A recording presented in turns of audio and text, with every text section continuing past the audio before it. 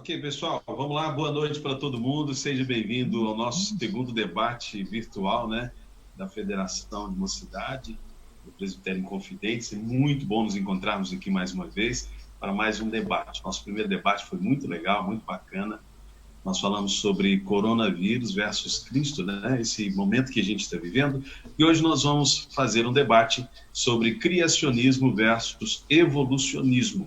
Para participar com a gente, nós recebemos hoje o pastor Isaías Leandro, da Igreja Presbiteriana de Ouro Branco, reverendo André Ruela, lá de Barroso, e o seminarista Alexandre, da Igreja Presbiteriana de São João del Rei. Nosso debate ele terá 1h30 de duração aproximadamente, vai depender também das perguntas, né?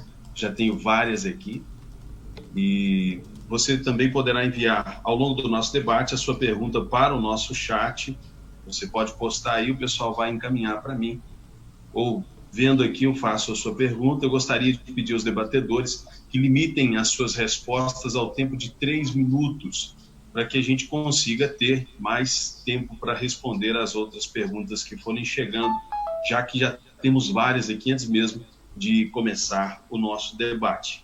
Eu quero, antes de começar, gostaria de orar, de pedir ao Senhor que abençoe, que conduza esse debate, que seja para a glória de Deus e que os irmãos sejam edificados. Quero pedir o Allen para poder orar por nós, Allen.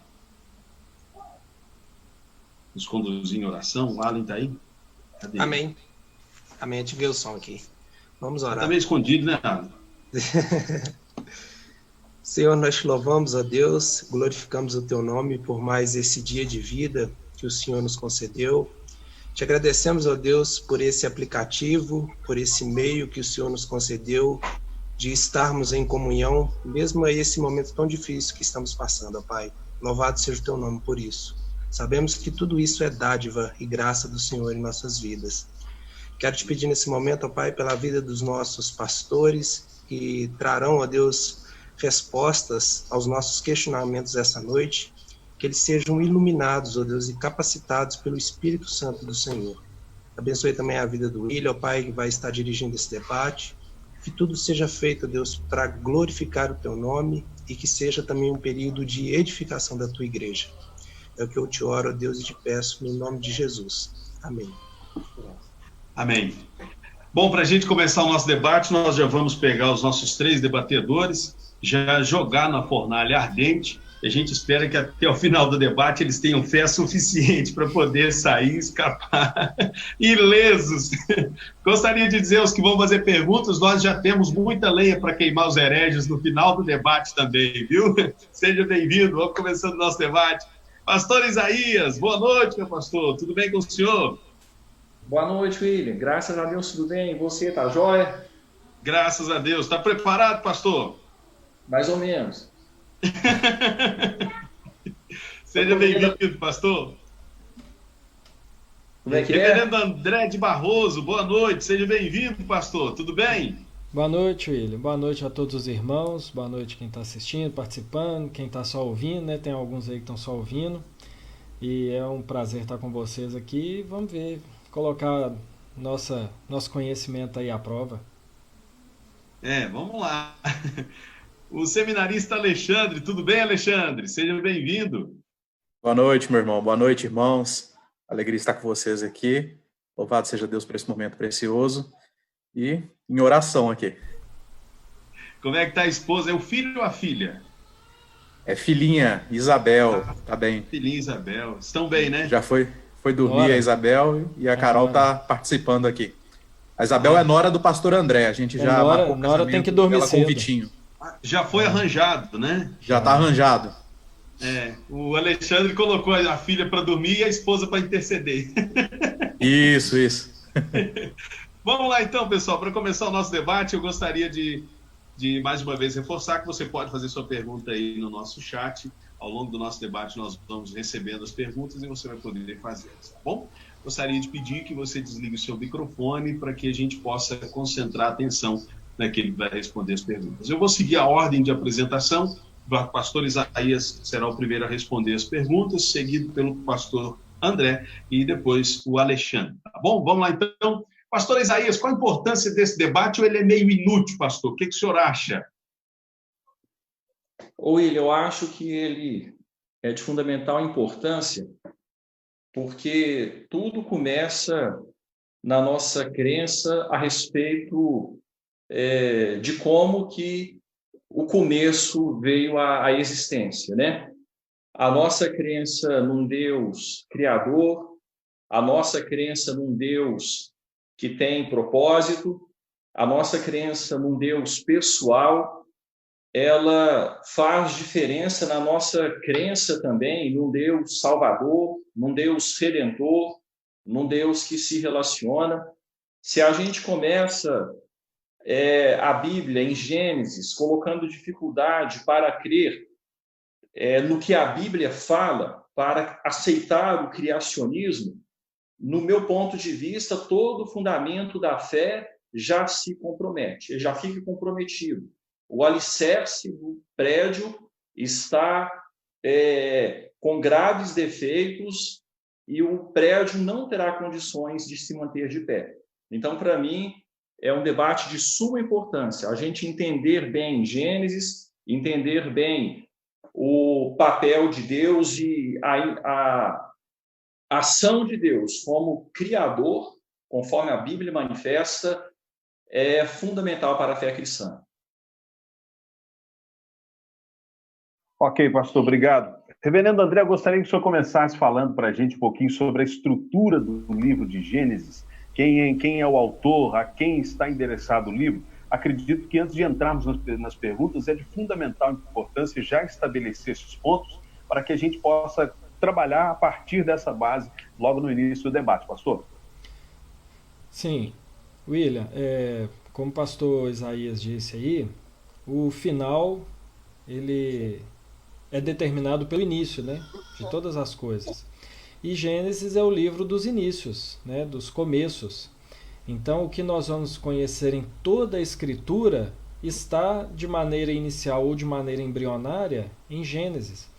Gênesis, nós temos que entender o contexto, assim, é sempre importante para qualquer livro da Bíblia entendermos o contexto, né, no qual foi escrito e para quem foi escrito.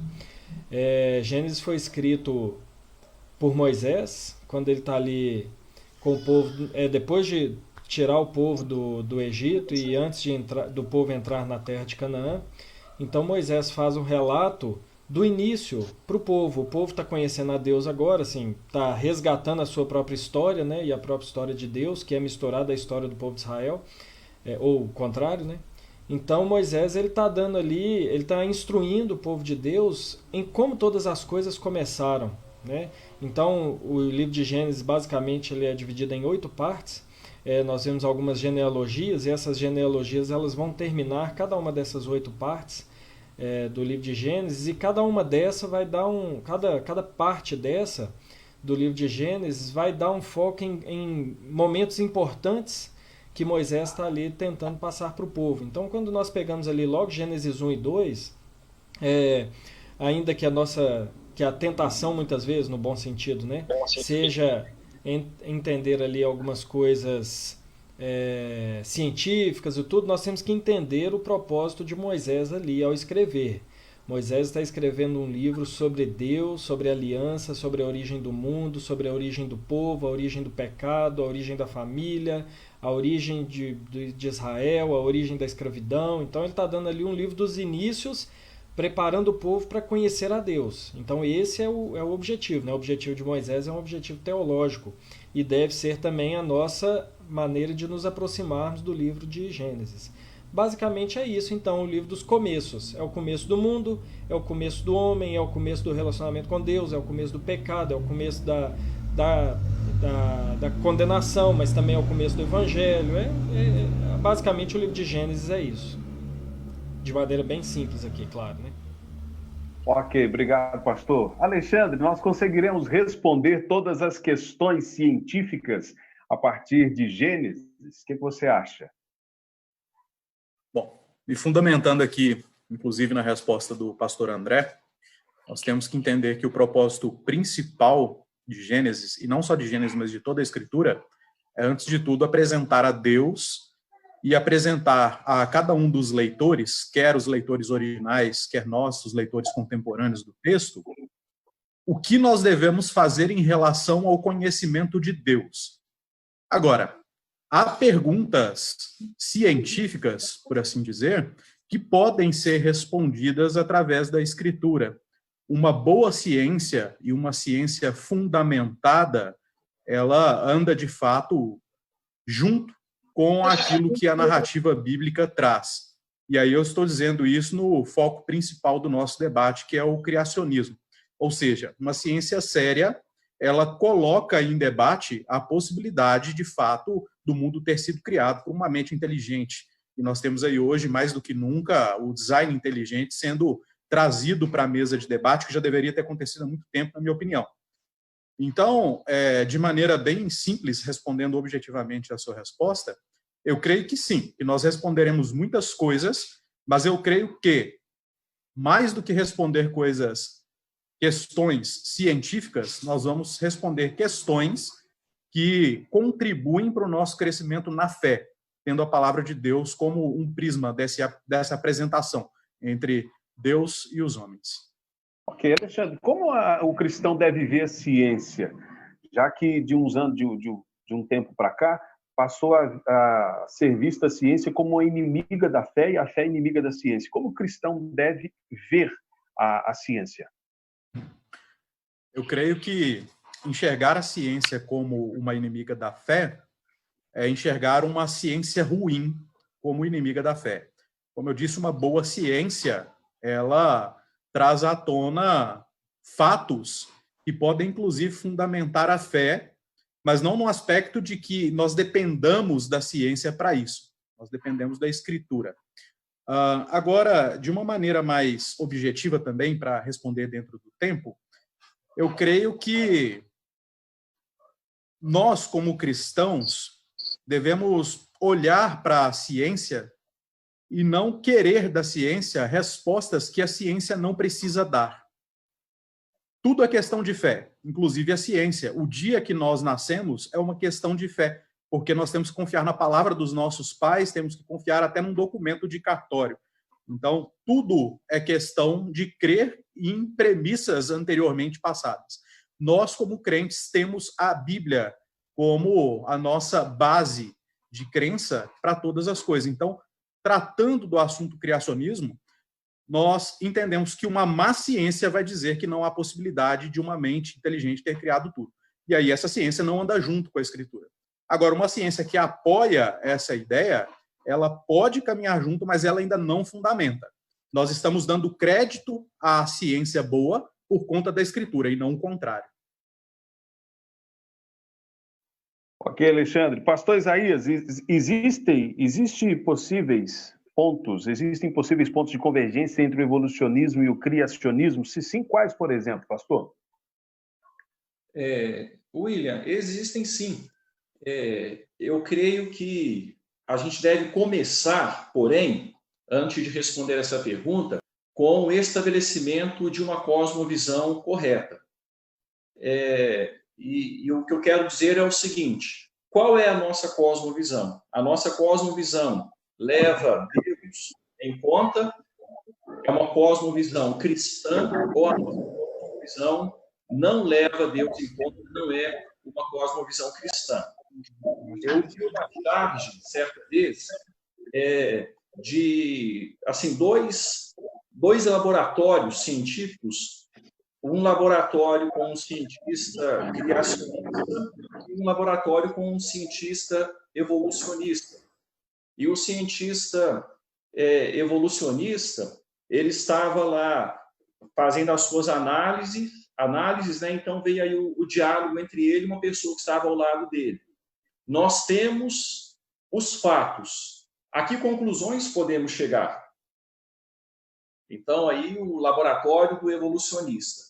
E do outro lado, o laboratório do criacionista. O criacionista conversando com uma pessoa e o diálogo. Ele com a Bíblia em mãos, nós temos a conclusão. Que fatos podem respaldá-la? Então, a ciência, ela pode ser um instrumento para respaldar aquilo que a palavra de Deus nos diz ser a verdade, a boa ciência, a ciência com a cosmovisão correta, a ciência que é humilde para dizer que não tem todas as respostas e se rende à soberania do Criador. Então, e quem faz isso muito bem é o conhecido de todos nós, o Adalto Lourenço, o servo de Deus e cientista. Ele procura, através da boa ciência, mostrar que o criacionismo é viável e, na verdade, não é apenas viável, é a melhor resposta.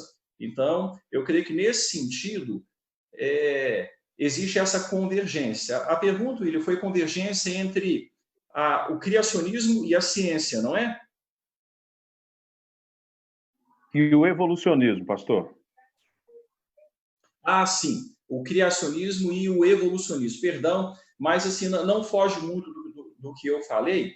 O evolucionismo, ele pode ter algum fundo de verdade em algum tipo de pesquisa que realmente é pesquisa que seja de boa ciência. Só que esse fundo de verdade fica maculado pela cosmovisão equivocada. Então, é construir sobre o fundamento falso, né? Aí, até a boa ciência se torna prejudicial. Nesse sentido filosófico, eu creio que não há convergências. Nesse sentido filosófico. Ok, obrigado, pastor. Reverendo André, existe a possibilidade de o relato de Gênesis ser alegórico e não literal? Qual desses pontos o senhor vai defender no debate de hoje? Olha, William, um fato é que a Bíblia ela foi escrita, né, pela sabedoria de Deus em diferentes estilos literários, né? E cada estilo literário deve ser lido de acordo com a sua característica peculiar, né? Eu até na quinta-feira no estudo eu falei isso com os irmãos, que nós, por exemplo, não lemos, da Igreja Tradição Reformada, nós lemos a abertura do Mar Vermelho como uma narrativa, o que de fato é. Então o mar se abriu. Mas nós não lemos salmos e textos poéticos que dizem que os mares batem palmas, como num sentido literal também de que o mar está batendo palma. Nós entendemos que ali é uma poesia, ali usa uma linguagem metafórica para trazer algum sentido. Alguns teólogos vão dizer e vão entender que Gênesis pode ser lido de maneira alegórica, como se Moisés estivesse usando uma imagem, como se Moisés estivesse usando uma explicação, vamos dizer assim, infantil até, para explicar ao povo aquilo que deu origem a todas as coisas. Então, como se Moisés, vendo que o povo não tem capacidade de compreensão, ou que ele mesmo não soubesse, ele cria ali uma explicação para a origem de todas as coisas, o que seria uma leitura alegórica. Porém, eu não creio que isso possa ser feito, eu não creio que é uma maneira justa e correta de nós fazermos a leitura do livro de Gênesis por alguns motivos. Primeiro, porque nós cremos, os cristãos aí de tradição reformada, bíblicos, né, creem que a Bíblia é inspirada por Deus. Se a Bíblia é inspirada por Deus, o autor último não é Moisés. Ele é um instrumento pelo qual Deus trouxe a sua revelação ao seu povo. Se Deus, de fato, é o autor verdadeiro das Escrituras, e o relato que ele está dizendo ali é verdade. Tomando o livro de Gênesis como um livro narrativo, um livro que clama para si os fatos narrados ali como verdadeiros, como fatos e não alegóricos. Então, se nós tomamos o livro de Gênesis como verdade, como uma narrativa, então nós devemos entender que o relato da criação ele é um relato verdadeiro. Ele é um relato, ele pode não esgotar, como nós já falamos aqui, pelo próprio propósito do livro, ele pode não esgotar todos os detalhes. Mas ali eu entendo e eu defendo que ali é uma narrativa, Moisés, inspirado pelo Senhor, ele está descrevendo os fatos da criação. Então, o senhor acredita que os dias ali em Gênesis são literais ou não? Eu acredito que são literais. Eu acredito porque Deus ele não precisaria de um dia para criar alguma coisa. Ele poderia criar alguma coisa em 1 nanosegundo, se ele quisesse. Mas um dia não é como 1000 anos? Ali não poderiam ser eras? Então, aí você já está pegando um texto que é dessa maneira, que nós não devemos ler de maneira literal. Esse já é um exemplo de um texto que nós devemos ler dentro do seu contexto poético e que ele está ensinando alguma coisa. Então, quando o Salmo diz que para Deus um dia é como 1000 anos, ele está querendo dizer que Deus não tem e não conhece essa limitação de tempo que nós conhecemos. Ali é uma linguagem figurada, ali é uma linguagem poética para dizer algo sobre o caráter eterno de Deus. Agora, Gênesis é diferente. O que eu estava falando antes é que, como nós sabemos que Deus já criou, sabendo do final que ele ia dar a todas as coisas, que ele, como um bom projetista, já começou a fundação sabendo qual seria o resultado final, o relato dos dias ele tem um motivo de ser. Ele tem uma razão de ser, Deus ter criado num dia, e ter criado todas as coisas em 6 dias, e ter descansado no 7º dia. Então tem um propósito, todas essas coisas. Como ele poderia ter criado num segundo ou em 1000 anos. Mas se ele criou em um dia, e se ele ensinou isso ao seu povo, há um propósito em tudo isso, que um propósito que, lembrando que Moisés tem também o propósito em ensinar isso ali no deserto ao povo, né?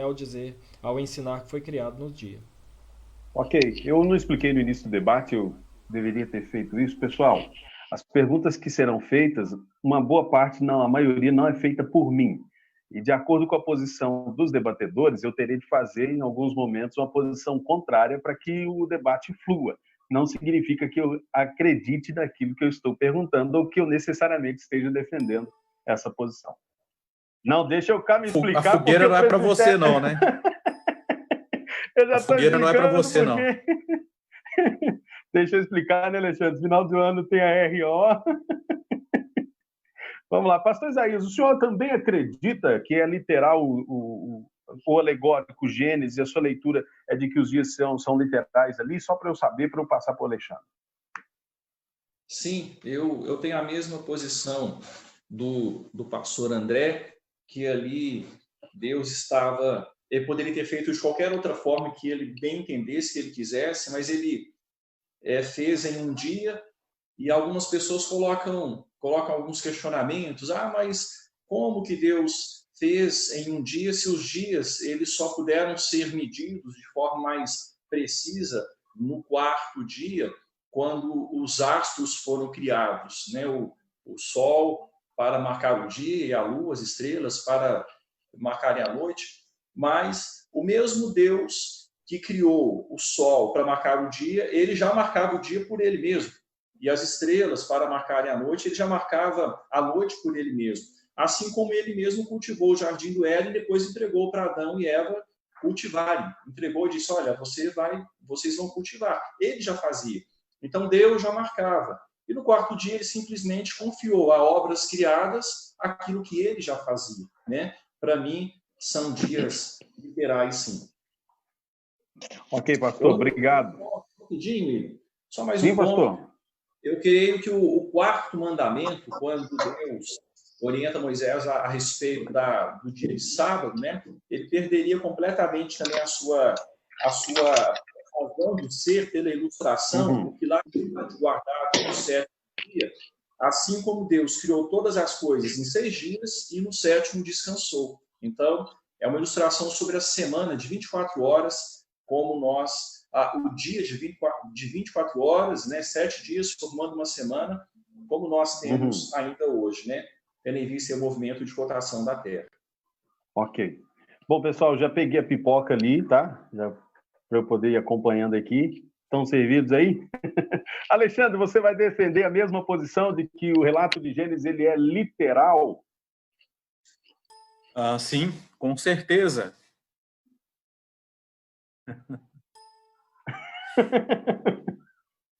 Com certeza. Tutor, vai lá, Alexandre. Vou defender a mesma posição, que são dias literais. Até dentro dos argumentos aí dados pelo pastor André e complementados pelo reverendo Isaías, eu também trago à tona aqui que a palavra hebraica utilizada para dia ali no texto, Yom, é uma palavra utilizada para definir um dia contado do nascer do sol ao pôr do sol. Então, até literariamente, dentro da área gramatical, nós temos o testemunho das Escrituras, que é a revelação de Deus quanto a isso também, quanto à criação também, apoiando a ideia de que é, de fato, um dia de 24 horas. E só também comentando mais uma coisa sobre a questão do mandamento, muito bem aí destacada pelo pastor Isaías, né? Nós temos uma intenção por detrás do texto, onde Moisés instrui o povo naquilo que escreve, obviamente inspirado por Deus, e uma das instruções é quanto à guarda de um dia completo, do pôr do sol ao outro pôr do sol. Então, nós temos aí todas as características. Só corrigindo, eu falei do nascer do sol ao pôr do sol, na verdade, de um pôr do sol a outro. A palavra ion define, né? Um dia, um período mesmo de 24 horas. Ok, Alexandre. Então, como a pergunta do Carlos, como explicar a diferença acentuada entre o registro histórico da presença do homem no planeta Terra, alguns milhões de anos atrás, e a narrativa bíblica, onde não podemos ir além de 7.000 anos atrás? É para mim a pergunta? Sim. Tá. Bom, a primeira coisa é que não há um registro histórico, tá? De que a presença do homem seja de milhões de anos atrás. Há especulações, há testes que não são 100% comprovados, na verdade chegam longe disso. Nós temos aí o carbono 14, que não tem condições de chegar a uma distância tão grande de medição.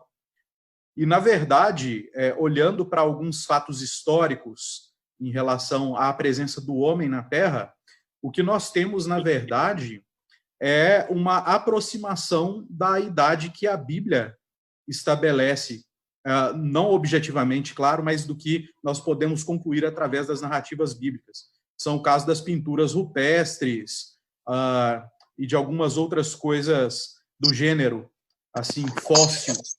Então, dentro eu sei que é muito comum nós aprendermos na escola a ideia de várias eras, de milhões de anos, e assim.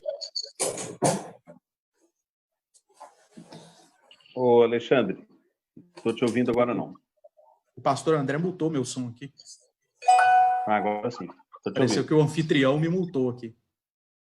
Ah, não é o André, não. Te multei sem querer, irmão. Eu te multei sem querer mesmo. Pode continuar. Não, é porque eu tava tentando descobrir os ruídos aqui, eu acabei te mutando, aí foi sem querer. Pode continuar. Na verdade, eu acho que o Gustavo discordou e acabou mutando ele. Acho que a fogueira é para ele. Pode prosseguir. Então, seguindo, na verdade, nós temos, então, o costume de tratar a narrativa de que há milhões de anos o homem está na Terra, etc., porque nós aprendemos sobre isso, de maneira geral, na educação secular, porque a mídia apresenta isso, mas, assim como dizem que hoje a teoria do Big Bang é comprovada, e a gente sabe que não pode ser reproduzida, não tem nenhum molde para a prova, também de que o homem está na Terra há milhões de anos, não tem. Na verdade, tudo colabora para a gente pensar que a Terra é mais jovem e, portanto, a presença do homem também. Ok, obrigado, Alexandre. Pastor Isaías, ser criacionista literal de 7 dias é necessariamente negar que haja qualquer tipo de evolução? A pergunta é do Arthur Nicolas. E aqui eu acrescento, pastor, quais as implicações em não ser um criacionista? Qual o problema que eu tenho com o texto em falar, não, eu leio isso aqui de forma alegórica e todo o resto? Quais as implicações, além da pergunta do Nicolas? Pastor, 3 minutos. Ok. Bom, William, quando nós entendemos, né, e defendemos esse ponto, né, da literalidade dos dias de Gênesis, e juntando aí com a outra parte da pergunta, que fala a respeito das espécies, né? Deus, o texto bíblico diz que ele criou tanto a erva quanto os animais marítimos, as aves, os animais os mamíferos, né, os animais terrestres. Deus criou os animais segundo as suas espécies. Então, ser criacionista é entender que Deus criou os animais dentro das suas espécies. O que a gente pode dizer é que dentro das espécies existem variações, tendo em vista as influências externas, influências de clima, influências de ambiente, no sentido mais geral, mar, montanha, ambiente, como eu falei, clima, mais frio, mais quente, né? O ser humano e a criação em geral vai se adaptando através do lugar, por meio ao lugar onde vive, as situações pelas quais passa.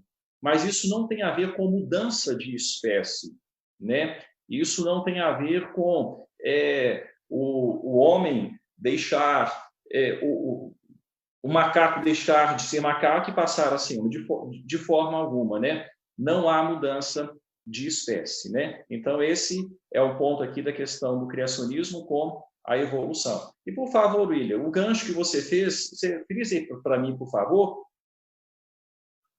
São quais as implicações em não se crer na literalidade de Gênesis do relato bíblico? Ok. Nós não crermos na literalidade de Gênesis ou escolhermos uma parte e dissermos essa parte aqui nós vamos crer como literal e essa parte aqui nós vamos crer como alegórica, nós vamos crer como interpretada como poesia, nos dá uma liberdade para fazer isso com qualquer outra parte de qualquer outro livro. E aí, então, a Bíblia perde a sua autoridade de ser a palavra final, e a palavra final passa a ser o bel prazer do intérprete, o bel prazer do leitor que vai interpretar segundo a sua vontade. E daí, nós sabemos, infelizmente, né, vem tantas e tantas heresias. Ok, pastor. Tendo em vista que depois da Reforma Protestante muitas faculdades tiveram influência de reformadores, como se deu a infiltração da ideia evolucionista no âmbito acadêmico até chegar nos dias de hoje, reverendo André? Bem, William, eu entendo que uma primeira situação que aconteceu, aliás, a Reforma Protestante, ela tem como é que eu posso dizer, deve ser creditada a ela o grande desenvolvimento da ciência, né? Porque enquanto a Igreja Romana anteriormente via a ciência como um abuso do homem sobre a criação de Deus, a Reforma Protestante justamente pensava o contrário. Já que a criação é um segundo livro onde se pode conhecer a Deus também, conforme diz o Salmo 19, quanto mais se conhecer a criação, mais se conhece a Deus e mais se rende glórias a Deus. Então, a Reforma Protestante tem justamente foi que trouxe o grande desenvolvimento tecnológico e científico que nós temos hoje. Então, mesmo os ateus, mesmo aqueles que que rejeitam o protestantismo, eles devem, na verdade, muito à Reforma Protestante, porque todos desfrutam do grande avanço científico que a Reforma trouxe. Só que o que acontece que acabou nisso, né, assim, dessa grande força do pensamento evolucionista, foram duas coisas que eu entendo principais. A teologia perdendo o seu lugar de primazia entre as ciências, porque a teologia, em épocas passadas, ela foi a rainha das ciências, né? Tudo era visto com base, tudo era estudado com base na teologia, no conhecimento de Deus, da criação, e ela perdeu esse espaço. E, juntamente com essa perca, né, justamente deixando esse espaço de destaque, ocorreu também o surgimento do iluminismo, o surgimento do racionalismo, surgimento de movimentos que começaram agora a colocar a razão humana sobre a revelação de Deus, trazendo à razão humana uma importância, um nível de juízo sobre as coisas. Tanto é que não foi só a ciência que sofreu esse baque, mas a própria teologia. Nós vemos no século XIX o surgimento da teologia liberal, que é justamente a teologia sendo colocada como serva, sendo colocada abaixo de um pensamento racionalista. Então, no momento em que a teologia diz que tudo aquilo que não se enquadra dentro da razão humana e da ciência deve ser descartado como mito ou como alegoria, no momento em que a teologia sofre com isso, então toda a ciência passa a ver a teologia como descrédito. Então, nesse momento em que o racionalismo, em que o iluminismo toma conta do cenário científico, mas não somente científico, mas, aliás, até principal, o cenário filosófico, porque essas questões de ciência, na verdade, elas começam na filosofia, elas começam, como o pastor Isaías disse antes, numa maneira de enxergar o mundo, e é por isso que evolucionismo não é dizer que o homem veio de um primata, mas é uma questão filosófica antes, é uma maneira de enxergar a realidade.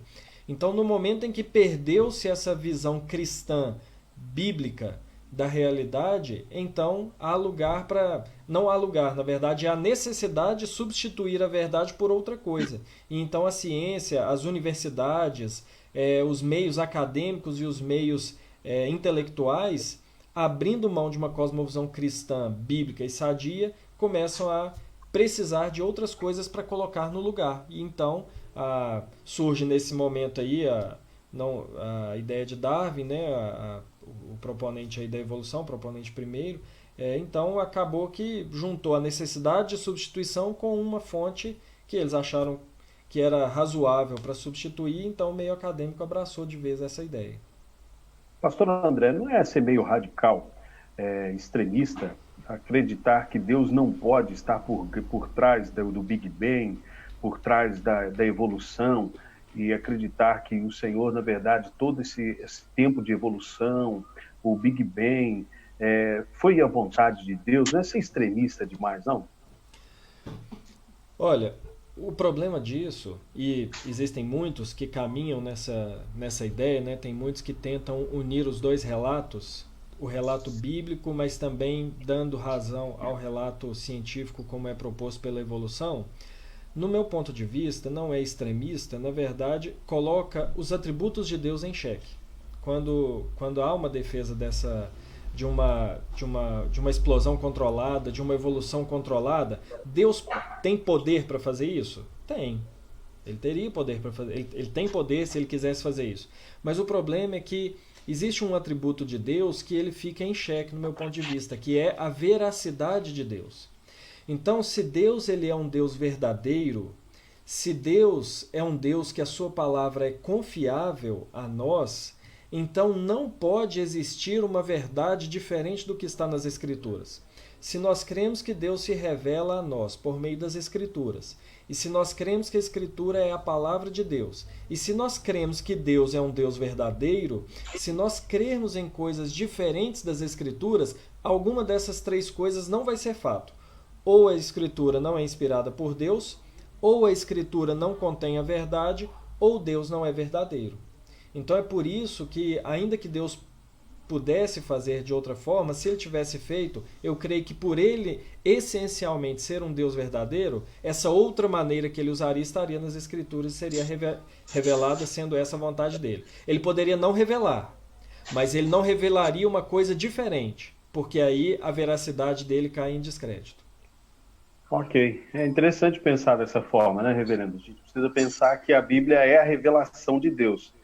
Seria bem complicado de entender Deus se revelando através de uma coisa tão... não sendo de forma direta, sendo o Criador, aquele que dá origem. E ele não, também, a implicação disso é que nós não o adoraríamos como o grande Criador de todas as coisas, né? Sim. Só podendo completar aqui, um problema disso, até junto ao que o pastor Isaías falou anteriormente, é que quando nós pegamos a palavra de Deus e nós afirmamos que algumas partes são verdadeiras, de fato como estão ali, e outras não, além de nós dizermos que Deus não está sendo verdadeiro em todas as partes, ou que a Bíblia não é inspirada completamente, nós nos fazemos juízes sobre o que é verdade e não. Então, a nossa mente, a nossa compreensão, aquilo que é aceitável a nós passa a ser o critério pelo qual nós vamos julgar a verdade ou não. E isso é muito complicado, porque nós estamos nos colocando como mais verdadeiros do que o próprio Deus. E é um problema teológico também, né, reverendo? Imagina, Gênesis 1 não é literal, mas quando chega em Gênesis 3, como é que você explica a queda? Exatamente. Como é que nós vamos dizer que aquilo ali é literal, pessoal? Mas tem serpente aqui conversando, né? Exatamente. E tão sobrenatural quanto a criação é a encarnação. Então, se a criação não entra na minha mente pós-moderna, a encarnação do Filho de Deus, muito menos. Então, eu jogo toda a verdade fora. Sim, se não existe criação literal, não existe queda literal, não existe pecado literal. Tudo que a gente faz, então, não é uma consequência da queda, logo a gente também não precisa de um Salvador encarnado. Exatamente. Né? Alexandre, vamos lá. Considerando o que a ciência diz acerca do tempo de formação das rochas, o tempo para a formação do petróleo, como entender que foi criado tudo em um dia, se é preciso milhões de anos para se formar, Alexandre? Bom, isso aí é outra questão interessante, que, na verdade, eu posso responder lançando uma devolutiva, uma outra pergunta. Bom, quem disse que precisa de milhões de anos se não há possível fazer um experimento para comprovar milhões de anos? Bom, o que eu quero dizer com isso? É que, assim como o pastor Isaías, pastor André destacaram nas respostas deles, Deus criou o mundo, criou tudo o que há em 6 dias e ao 7º descansou, ao passo de que ele poderia ter criado em 1 segundo ou em milênios e milhões de anos. Da mesma forma, Deus pode preencher a Terra com coisas que, no ponto de vista científico, e aí perceba, no ponto de vista científico, apareçam ter mais tempo ou não, mas eu volto a destacar que não há uma comprovação científica disso. São especulações. Agora, dentro dessa pergunta que você me fez, e muito interessante, nós temos uma outra questão que deve ser levada em conta quando nós contrapomos a ciência e a escritura num sentido de tentar usar a escritura para justificar coisas científicas que tendem a ser um ponto de aceitação nosso ou de outras pessoas. Então, a gente tem que levar em conta de que há coisas que não são relevantes para o texto bíblico e, portanto, podem ser expostas e colocadas pelo meio científico, geográfico, histórico, matemático, químico, físico e assim por diante. Então, a gente tem que entender uma coisa. Existem descobertas científicas que não são tratadas na Escritura porque não é o objetivo da Escritura, mas são descobertas que não fazem com que a Escritura se contradite ou deixe de ter a sua validade. Então, se você descobre alguma coisa relacionada ao corpo, se você descobre alguma coisa relacionada a algum elemento, ou até mesmo se você usa o ato criativo que você tem, porque é um resquício da imagem e semelhança de Deus, não um ato criador, porque a gente não faz nada ex nihilo, mas criativo, porque nós conseguimos, com aquilo que já é criado por Deus, fazer algumas outras coisas. Isso não significa que ou a ciência está mais avançada ou contraditando a Escritura. Significa que não é propósito da Escritura abordar esse tipo de assunto. Então, você vai para a Escritura, embora você tenha medidas e cálculos para a construção do tabernáculo, da arca e assim por diante, você não tem um manual de matemática ali. Existem outras descobertas, ou pelo menos uma teorização da prática sobre matemática, que não está na Escritura, mas está no conceito matemático secular, porque não era a proposta da Escritura, e isso não contradita ela.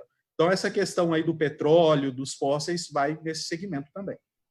Ok, Alexandre, não parece que muitas vezes a gente usa a ciência como nos convém? Digo isso pensando no seguinte: quando ela se opõe ao relato bíblico que eu defendo, eu desacredito a ciência. Agora, quando ela concorda com o que eu acredito que a Bíblia diz, então eu enalteço. Eu digo isso pela própria figura dos cientistas cristãos. Foi o Adalto Lourenço ou o Eberlin que falaram, então tá vendo aí, a ciência comprova a Bíblia. Não parece que a gente quer usar a ciência do nosso jeito? Quando é favorável, a gente evoca a ciência e diz, a ciência está mostrando que a Bíblia está certa, mas quando a ciência se opõe à Escritura, a gente diz, não, a ciência já não serve. Sim. Bom, é preferível que seja assim do que o contrário, né? Mas, dentro dessa perspectiva, eu posso afirmar que nem tudo o que a ciência explica, ou pelo menos se dispõe a explicar, deve ser aceito, nem mesmo por esses dois irmãos que você citou, embora eu os admire muito. Por quê? Até mesmo dentro da última pergunta feita ao pastor André, sobre a questão de a ciência, que contradita muito a Bíblia, ter entrado nas universidades que foram fundadas por cristãos, nós temos que nos lembrar que o liberalismo também parte para esse princípio. E onde eu quero chegar? Às vezes, um cientista pode tentar explicar e dizer até mesmo, batendo o martelo, de que é uma explicação científica de um milagre. Aí muitos podem entender para isso que você disse. Olha, tá vendo? A ciência explica aquele milagre. Eu não concordo que a ciência explique um milagre. Eu não concordo que a ciência consiga expor isso, porque ao expor isso, ela limita o milagre, ela coloca regras para Deus. Então, vou dar um exemplo, peço até perdão aos irmãos, porque eu não quero ser pretensioso em corrigir, por exemplo, o Adalto Lourenço, quem sou eu. Mas há uma coisa perigosa dentro do que ele fala, por exemplo, quando ele vai explicar aquele evento em que Deus para o sol e a lua para Josué vencer a batalha. E aí ele mostra um slide muito interessante de que, na verdade, se você para só o sol, a terra pode ser destruída, etc. Mas aí que, na verdade, Deus parou todo o universo. Bom, isso, embora pareça enaltecer o poder de Deus, diminui. Porque o que ele está dizendo é o seguinte: a ciência pressupõe de que o Sol não pode ser parado, porque se ele parar, a Terra vai ser destruída. Então, Deus não parou o Sol para a Terra não ser destruída. Bom, ele é o Criador. Se ele tem poder para parar o universo, como ele afirma, ele poderia ter parado a Terra e parado o Sol e a Terra não ter sido destruída.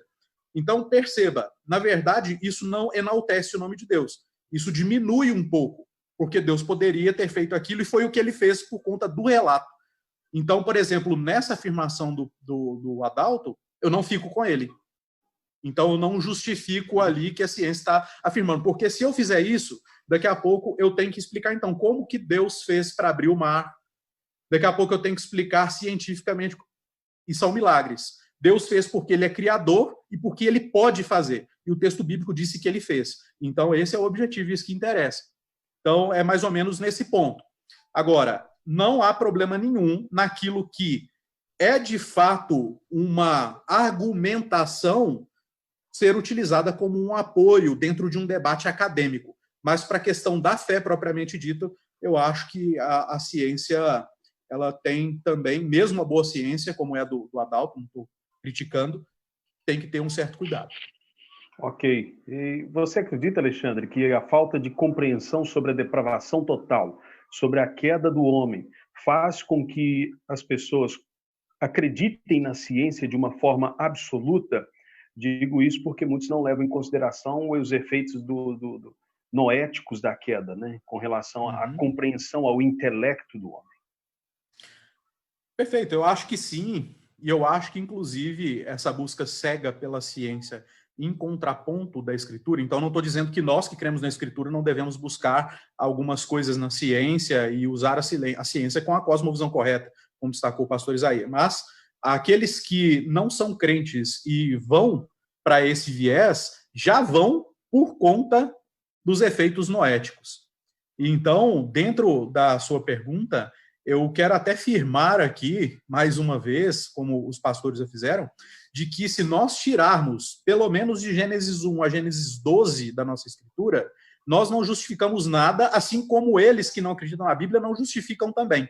Então, nesse ponto, nós estamos à frente. A gente justifica, Gênesis capítulo 1, a criação de todas as coisas. Em Gênesis 2, a gente justifica que o homem é o principal da criação, ele é a coroa da criação, porque Deus enfatiza a criação do homem em Gênesis 2, repetindo a questão do relato.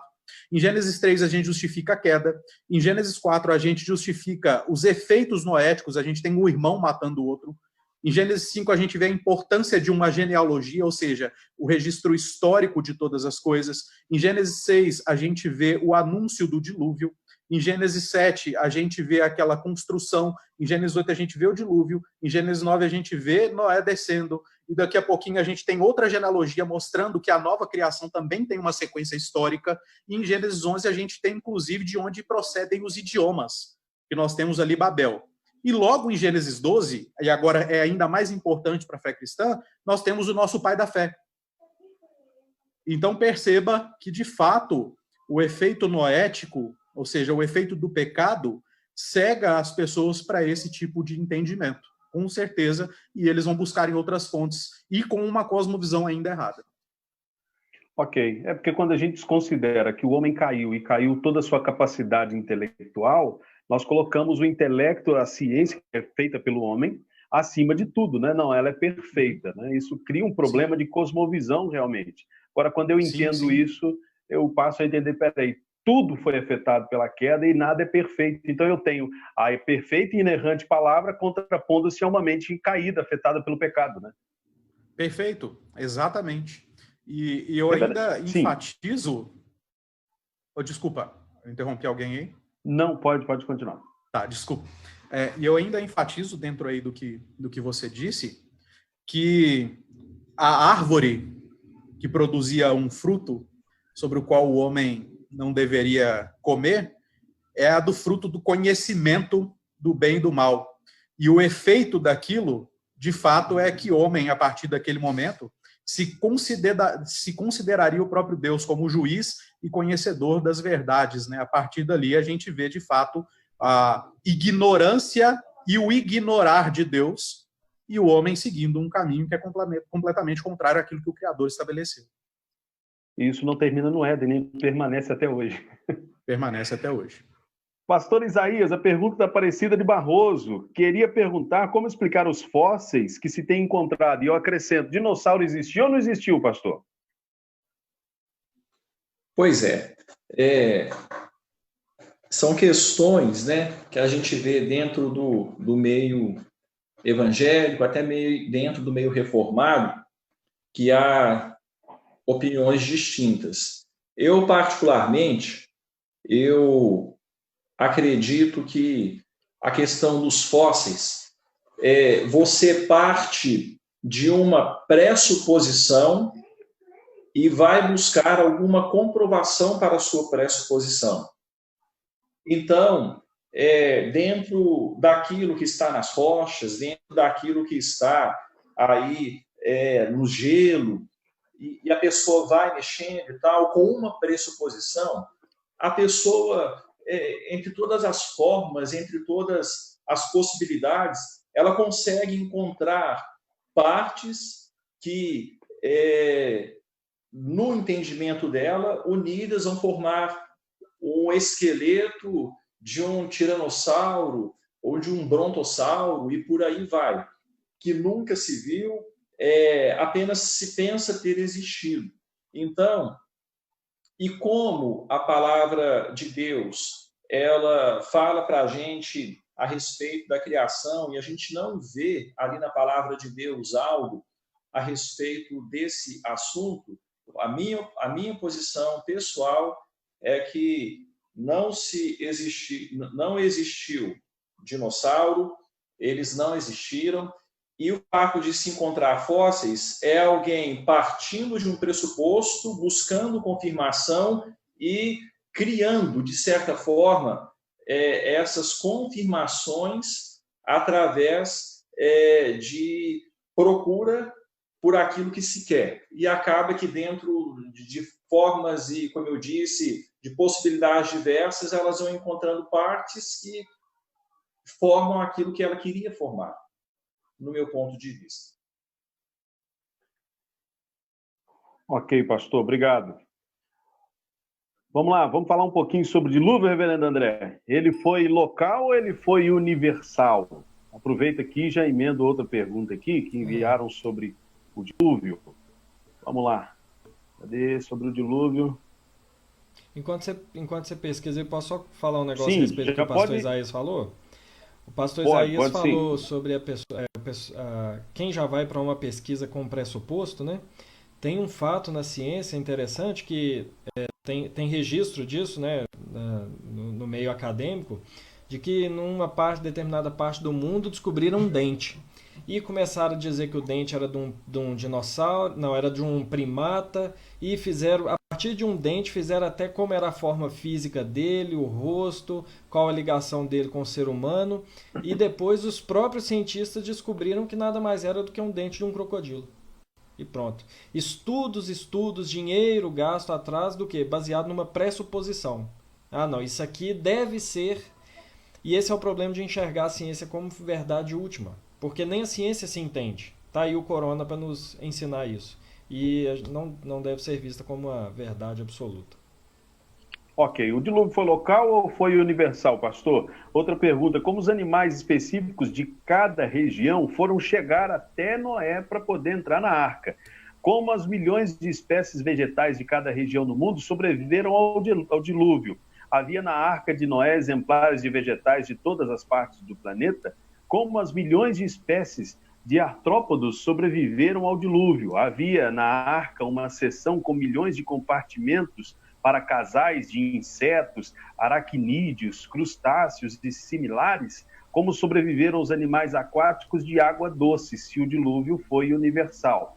Como se desenvolveram as diversas etnias humanas em tão pouco tempo? Essa aqui não precisa responder, não, fica para a próxima. Mas o rapaz que enviou realmente quer que o senhor responda tudo sobre o dilúvio, então fique à vontade. É de Barroso? Porque se for aqui da igreja, a gente já vou até anotar o nome de quem fez a pergunta aí.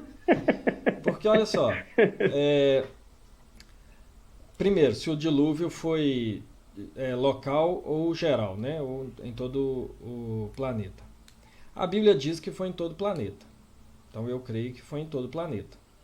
E eu creio nisso porque nós temos, às vezes, uma ideia reduzida do que foi o dilúvio. Né? Eu lembro bem de um professor meu do seminário que ele dizia isso. Ele falava assim que na cabeça de muita gente o dilúvio era chuva. Né? Ah, tá chovendo. O povo olhava assim, nossa, mas não vai parar de chover mesmo, hein? E tal. Como se foi só chuva normal, mas em grande quantidade, em muitos dias. Só que nós sabemos que uma chuva, por forte que seja, ela não faz aquilo que o dilúvio fez. Então, o dilúvio, na verdade, ele foi uma catástrofe. Né? Deus enviou uma catástrofe ao mundo por meio da água, mas que não foi simplesmente chuva. No meu entendimento, não é né, apenas isso, mas foi uma catástrofe que não só matou aquilo que Deus havia criado por inundação, mas que trouxe grandes transformações à atmosfera da Terra, no meu entendimento. Mas isso aí já é meu entendimento, a Bíblia não afirma esses detalhes. Então, por causa disso, por ser uma catástrofe, por ser a demonstração da ira de Deus, nós devemos lembrar que o juízo é um pré-anúncio do juízo de Deus. Então, eu entendo que foi sim, de maneira total, foi uma catástrofe de proporções globais, né, que pegou todo o planeta. Não acredito que foi só local. Agora, com relação à segunda parte da questão que você me fez aí, como que surgiu todas as coisas, a resposta bem simples e básica é que eu não sei. Eu não sei, porque essa é a sincera. Agora, porque se nós temos respostas propostas por cientistas cristãos, que nós podemos até caminhar por elas, mas nós não podemos afirmar que elas são verdades bíblicas. Então, por exemplo, existem cientistas cristãos que vão dizer que os animais que entraram na arca, eles eram animais que deles saíram não outras espécies, mas outros tipos dentro da sua própria espécie.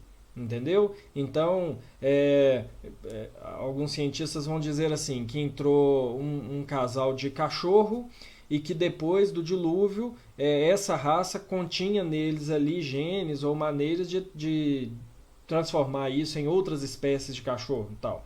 Então existem essas explicações, mas é como nós já temos dito aqui, são explicações que vão tentar dar uma resposta a algo que Deus não se preocupou em responder. Se Deus não se preocupou em responder, significa que eu não posso buscar respostas? Não necessariamente. Mas eu lembro bem de Calvino. Calvino falava assim que a nossa especulação ela pode chegar no limite. Calvino dizia que a nossa especulação ela pode chegar no limite de se tornar uma curiosidade pagã, que vai tentar, inclusive, criar aquela ideia do Deus das lacunas, né? que aonde eu não consigo responder, Deus age, mas aonde eu consigo responder já não é tão poder assim e tudo. Então a resposta bem franca para essa questão de o que foi feito de todos os animais, como nós temos tanta variedade de animais, de inseto, água doce, água salgada, eu não sei dizer e eu não posso dar uma resposta bíblica para esses detalhes. Eu sei que foi o que Deus fez.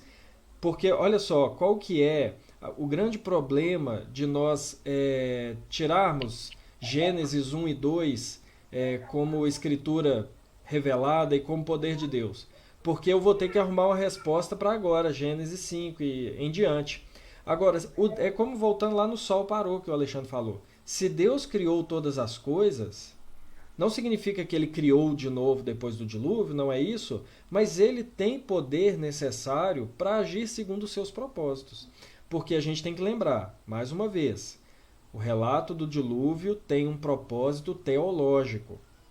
Ali Deus enviou o dilúvio, Deus destruiu a terra, ele queria dar um sinal, ele queria mandar uma mensagem para a raça humana, ele queria ensinar alguma coisa. Mas o propósito dele é que a vida continuasse depois disso, porque ele tinha os seus propósitos redentores, inclusive. Então, como se deu toda essa transformação para chegar na terra ao que tem hoje, eu creio que houve uma grande uma grande mudança climática, atmosférica, não sei. Mas eu não é uma questão que me preocupa em responder assim, como que nós temos 300 raças de cachorro se entrou só uma dentro do dilúvio?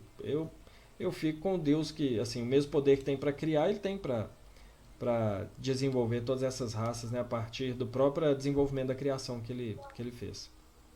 Ok, reverendo, se nós temos o tamanho da arca, sim, nós temos o tamanho da arca descrito no relato bíblico, não é verdade? Sim. E se sabemos que os animais foram criados por Deus segundo a sua espécie no relato de Gênesis 1, não seria óbvio chegar à pergunta, mas como é que coube isso tudo dentro da arca se a gente tem o tamanho da arca e tem que os animais foram criados à sua espécie? Como entender isso? E dizer que nós não podemos especular se assim, tá aqui 2 mais 2 e o resultado não pode, a gente não sabe. Então, mais uma vez, William, eu volto a essa questão.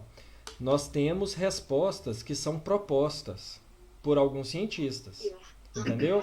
Por exemplo, eu não li os livros, eu não li todos os livros, aliás, eu li um livro só do Adalto Lourenço, mas eu sei que o Adalto ele propõe uma resposta possível para isso. Então o Adalto vai dizer assim, por exemplo, eu vou usar o argumento dele, ele vai dizer, por exemplo, que não eram todos os animais no tamanho maior possível, podia ser filhote. Ele vai dizer que os animais foram criados com Deus, com possibilidade de, por mutação genética, gerar outras espécies dentro da mesma raça, ou outras raças dentro da mesma espécie, enfim. Então, o Adalto, ele é um, né? Tem outros que oferecem outras respostas para esse fato. E nós podemos adotar alguma dessas que para nós seja mais palatável, que para nós nos deixe a consciência mais em paz com o relato bíblico? Podemos. Eu posso ver uma explicação e entender que ela é muito plausível. Por exemplo, eu já vi uma explicação a respeito da catástrofe do dilúvio, de onde saiu tanta água, que é totalmente plausível, entendeu? Então nós podemos encontrar orientações, explicações e entender, falar, então entendi, foi isso. Mas qual é o problema disso? De nós criarmos na nossa mente a cultura de que tudo que a Bíblia explica com propósito teológico de revelar a Deus e a Jesus Cristo, seu Filho, nós temos que ter uma resposta para isso.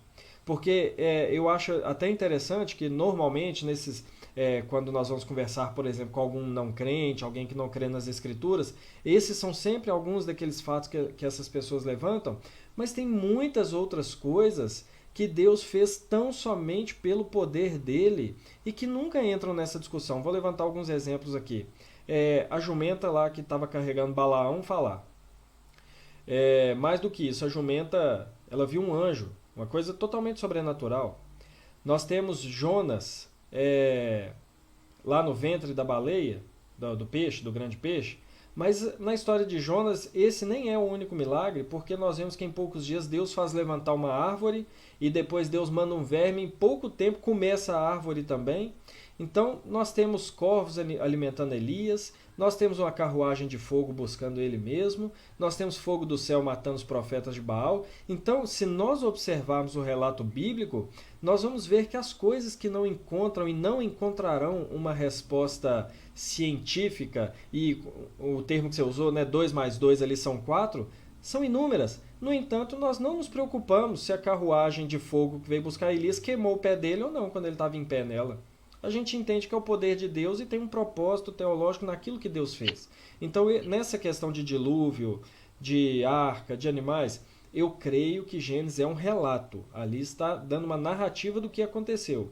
Agora, o que Deus fez depois para que nós chegássemos ao ponto que nós temos hoje no nosso planeta, de variedade, de continentes, de animais, isso aí não temos explicação bíblica e eu, sinceramente, eu não acho que é necessário que Deus desse para nós essa explicação. Ok.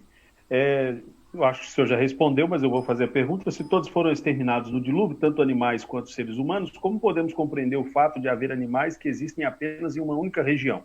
O urso polar, por exemplo. Sim. Isso aí, porque assim, eu também creio que houve uma separação continental, né? Após o dilúvio. Eu creio que houve essa separação.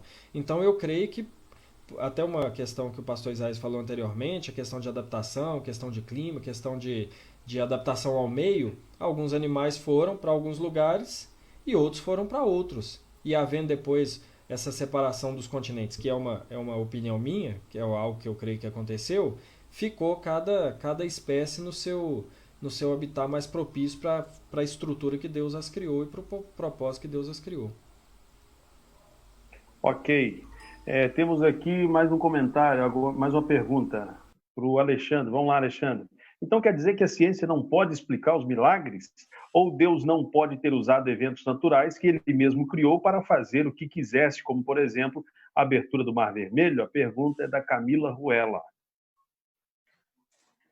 Muito bom. Obrigado pela pergunta, Camila. Bom, a pergunta divide em duas partes, né? Primeiro, é se a ciência não pode explicar os milagres. Bom, milagre... Sim, tem aqui entre parênteses, João. A primeira pergunta é do João. A segunda é da Camila. Então vamos à primeira pergunta. A primeira é do João, se a ciência não pode explicar milagres. É isso mesmo? Só conferindo.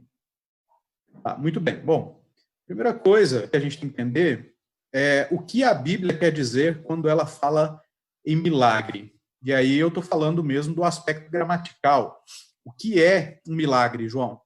No Antigo Testamento, a palavra utilizada para descrever milagre, em Êxodo 4:21, por exemplo, é um evento maravilhoso, manifestado como um ato sobrenatural de um agente divino. E aí ele tem, lógico, as suas ênfases para comunicar uma mensagem. Mas perceba, primeiro, é um ato sobrenatural e ele tem um agente divino. No Novo Testamento, a palavra para milagre não é diferente. Ela comunica que o milagre é entendido como uma manifestação de um grande poder divino. Então, a primeira coisa que a gente tem que entender é que milagre é algo sobrenatural, ou seja, ele ultrapassa o que é natural. A ciência não pode explicar um milagre porque ela é natural. Ela explica as coisas, ou pelo menos se propõe a explicar as coisas e pode ter algum tipo de êxito, quando ela consegue pegar essa coisa, examinar essa coisa, reproduzir essa coisa. Se a ciência não consegue fazer isso, logo ela não consegue explicar um milagre. Voltando até o que o pastor André acabou de responder, ela pode propor explicações. Então, nós temos propostas de explicação para como Jesus transformou água em vinho, como ele fez isso, como fez aquilo, como Deus fez tal coisa, mas isso não é definitivo, é uma proposta.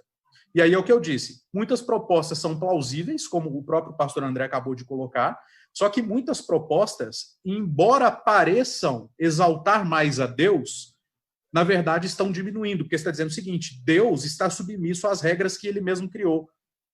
Então, por exemplo, lei da gravidade, e outras leis também que nós temos aí, que são tidas como leis mesmo estabelecidas, elas são leis para nós, criaturas, mas para o Criador não.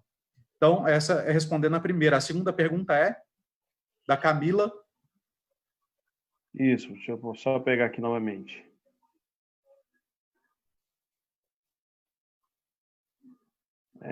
A pergunta é: ou Deus não pode ter usado eventos naturais que ele mesmo criou para fazer o que quisesse, como, por exemplo, a abertura do Mar Vermelho?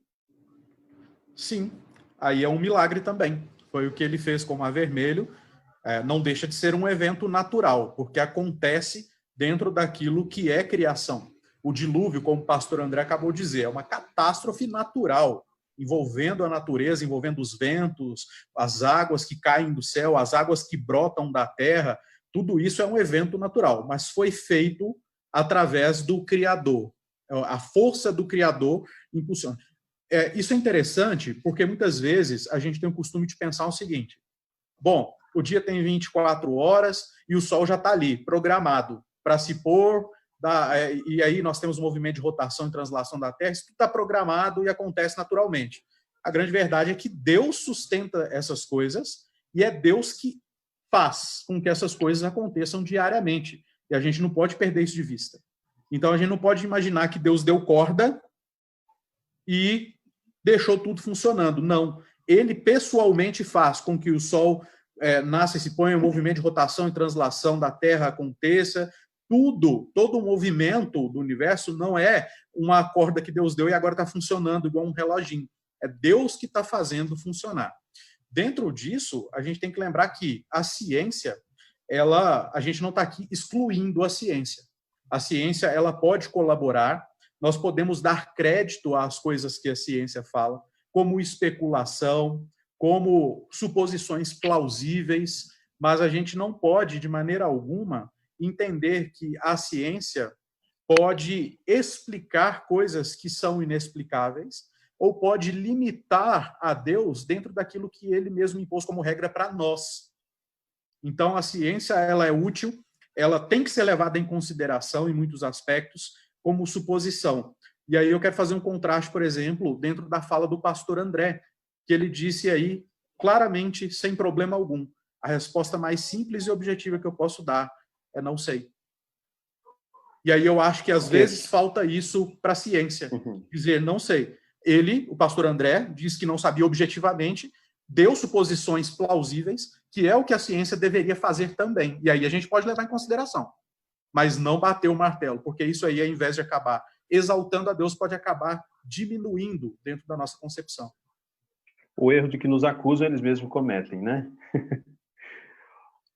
Bom, no comentário da Camila, não se pode descartar as evidências científicas até hoje. A Bíblia não explica cientificamente tudo, pois não era o propósito do escritor. Mas as evidências científicas apontam para o fato que está escrito, está correto, porque a ciência é criada pelo próprio Deus. Gostaria de pedir a Bia, Bia, confere por gentileza se temos mais perguntas, porque muitas das perguntas que já temos aqui, ainda que não tenham sido feitas, já foram contempladas nas respostas. Por exemplo, as muitas perguntas que fizeram sobre o dilúvio, a resposta do pastor André vai ser a mesma, porque são detalhes que ele vai dizer, não sei. Então, confere para a gente se tem outros temas aí, outras perguntas envolvendo outros temas que ainda não foram respondidos aqui. Nem você que mandou sua pergunta, nem todas as perguntas foram feitas, porque algumas já foram respondidas. Se você está acompanhando o debate e leu a pergunta, então você vai entender, opa, já perguntaram. William, por mas exemplo, de repente algum dos irmãos William. aí, na questão de dilúvio e tal, de repente um dos irmãos tem alguma ideia diferente ou acrescentar aí também, né? Sim, alguém está perguntando. Sim. Tem umas perguntas aí no chat. Quiron Brito. Acho que é Quiron mesmo. Isso, vou fazer essa aqui agora. Quiron, ok. A pergunta dele é a seguinte: se nós fixarmos o crescimento da nossa fé baseada tão somente na comprovação científica dos fatos de Gênesis, não podemos limitar a nossa fé, até porque não sabemos se tudo poderá ser comprovado pela ciência, pastor Isaías. Sim, está dentro do que foi amplamente já abarcada aí pelos irmãos, né? A fé cristã, ela vai além da ciência. Hebreus 11 diz que pela fé nós cremos que Deus fez tudo o que se vê do invisível, né? De fato, que o que existe veio acontecer daquilo que não existe. Então, a fé vai muito além, né? A ciência tem o seu lugar, mas eu creio que essa tentativa aí de comprovação, para falar, tá vendo, a Bíblia estava certa, é a gente colocar a ciência como juíza da Bíblia. Na verdade, a Bíblia está correta, independentemente se a ciência provar ou não. A nossa fé é bíblica, ela é baseada em pressupostos bíblicos que a ciência jamais haverá de comprovar. Então, é nesse sentido aí que a gente enxerga as coisas. Pastor Isaías, é possível um ímpio acreditar no criacionismo, já que está totalmente ligado a Deus como Criador, já que o mesmo não acredita em Deus? Se não for possível, qual o motivo para tentarmos convencê-lo ou debatermos com eles?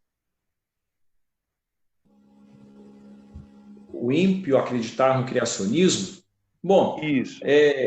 Na verdade, há muitos ímpios que, do jeito deles, eles temem a Deus, né? Ou dizem que temem a Deus, mas Deus não ocupa o centro da vida deles. Então, eu conheço ímpios assim, né? Pessoas que vivem e são desonestos, são pessoas que não são fiéis à família e falam que temem a Deus e tal.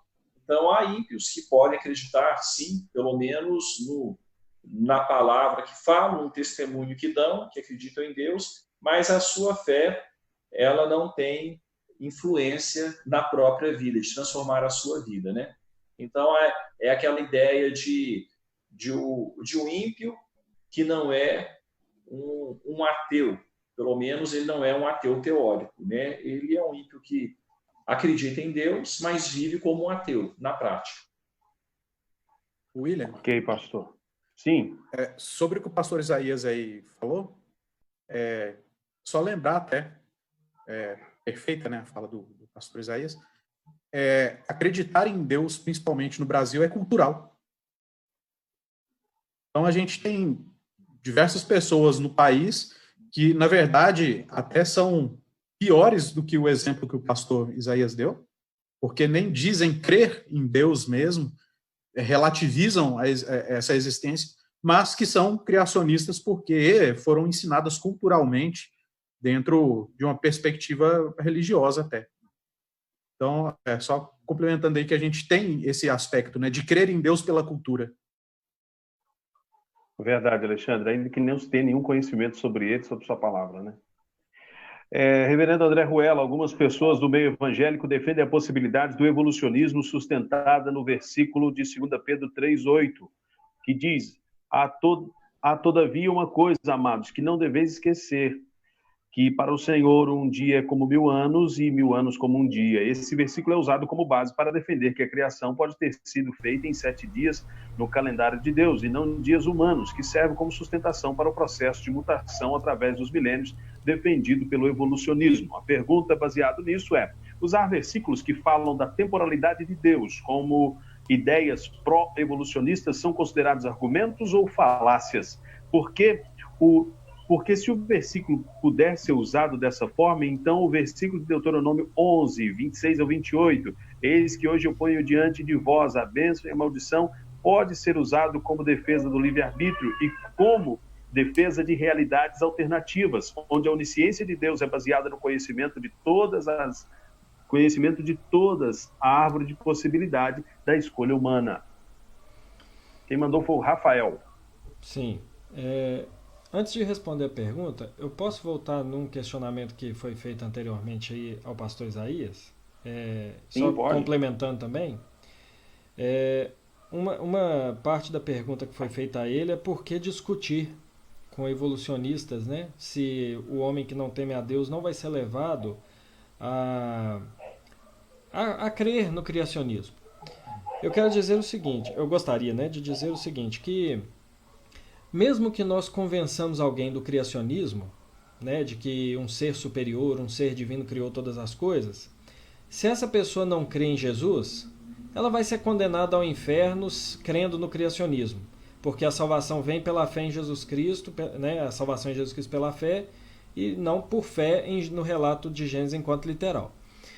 Mas por que vale a pena discutir? Porque nós temos que entender que alguém que afirma que o mundo veio do nada, e que o mundo é um sistema fechado, e que o mundo não tem ninguém no controle, e que a evolução é o acaso, nós precisamos entender que essa pessoa ela tem um problema espiritual muito sério. Então a gente não tenta convencer essa pessoa, na verdade, o que deve ser, não, a gente não deve convencer ninguém a ser criacionista.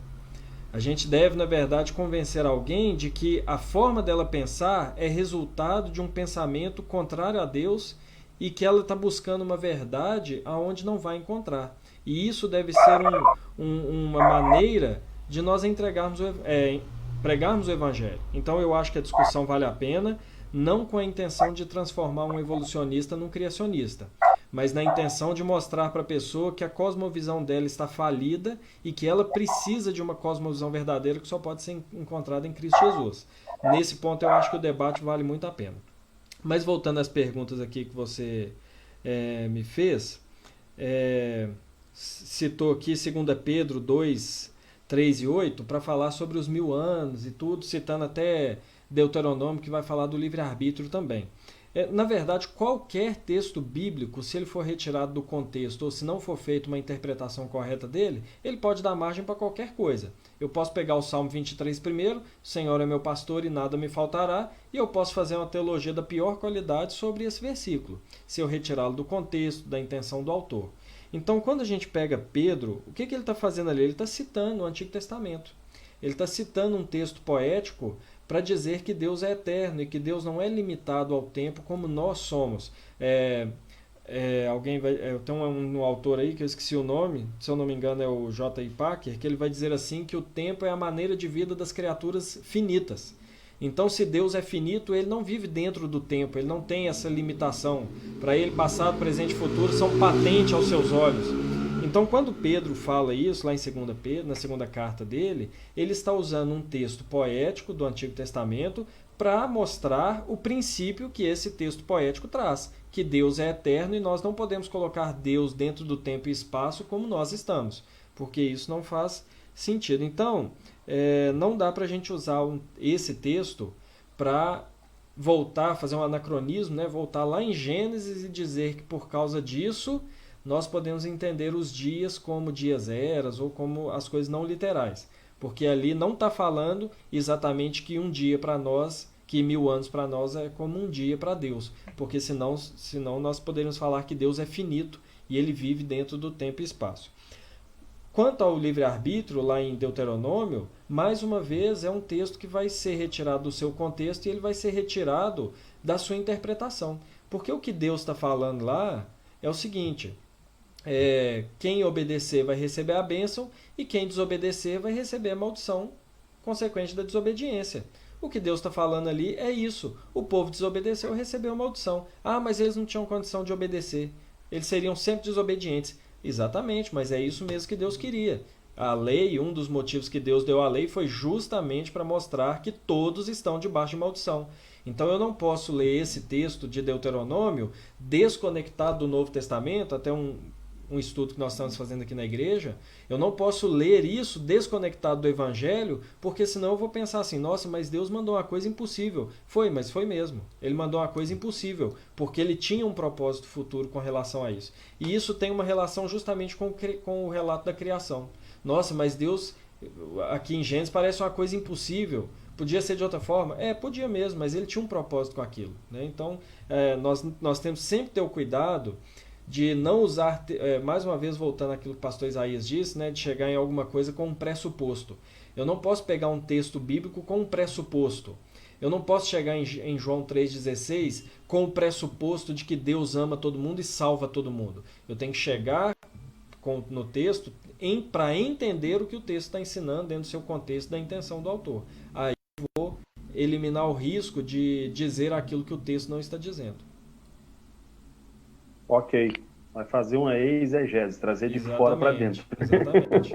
E aí, se nós caminharmos isso, sinceramente, nós conseguimos fazer a Bíblia dizer qualquer coisa. Se nós colocarmos a nossa ideia dentro das Escrituras, nós temos versículo para fazer qualquer coisa. Para fazer qualquer coisa. Ok. Bom, pessoal, nosso horário agora 9h04, nós iremos, se os debatedores puderem, até as 9h15, porque começamos com 15 minutos de atraso, para a gente finalizar as perguntas aqui. Tá bom? Você pode enviar sua pergunta aí. Muitas das perguntas, eu volto a repetir, já foram contempladas. Eu vou repetir algumas, mas eu acredito que já foram contempladas em algum momento. Como a narrativa da criação explica os fósseis de hominídeos, que corroboram a teoria da evolução descobertos no decorrer do tempo, Alexandre. Espera aí que tem mais uma pergunta sobre isso. Formação de fósseis. Como explicar a existência de fósseis em toda a Terra? Podemos levar em consideração o fato de que se os milhões de anos fossem reais, os fósseis já haveriam sumido? Perguntas. Bom, em relação à primeira, né, sobre os hominídeos, né? Bom, a primeira coisa que a gente tem que entender é que quem categoriza isso é a ciência, que parte de um pressuposto evolucionista. Então, logo, isso não é prova, é advogar em causa própria, né? Então, só para os irmãos terem um esclarecimento, os hominídeos são categorizados em 4 tipos, né? Em 4 espécies ou gêneros existentes, né? Segundo os cientistas. Os chimpanzés, os gorilas, os orangotangos e os seres humanos. Bom, só de falar essas 4 coisas, a gente já consegue desconsiderar plenamente a hipótese de que, de fato, há algum relacionamento com qualquer um de nós, né? Então, é advogar em causa própria. A ciência pega ali um crânio que tem uma dentre 1000 características necessárias para dizer que era um crânio humano, e aí ele coloca dentro dessas categorias 3 macacos que existem até hoje, assim como os seres humanos que existem também, e diz que tem uma raiz ali. E só para os irmãos terem uma ideia, fazem isso com morcego, fazem isso com jacarés, com crocodilos, dizendo que também há possibilidade de que o homem tem ali algumas raízes dentro desses tipos aí, desse mamífero e desse réptil. Então, quem diz que um hominídeo, de fato, é um antepassado dos seres humanos? A própria ciência, aqueles que são evolucionistas. Então, não é nenhum argumento tão válido. Agora, em relação aos fósseis, na verdade, irmão, por favor, me repita a pergunta dos fósseis aí. A pergunta... Agora ainda não, filha. Leva o Tiago para lá. Estamos tendo uma interrupção aqui ao vivo. Tiago, vai lá com a Júlia. Vai lá com a Júlia. Pronto. Vai lá com a Júlia. Ele quer pipoca. Pode levar pipoca, filho. Acabou a dele e veio correndo pegar do papai. Esses homens, esse coraçãozinho caído.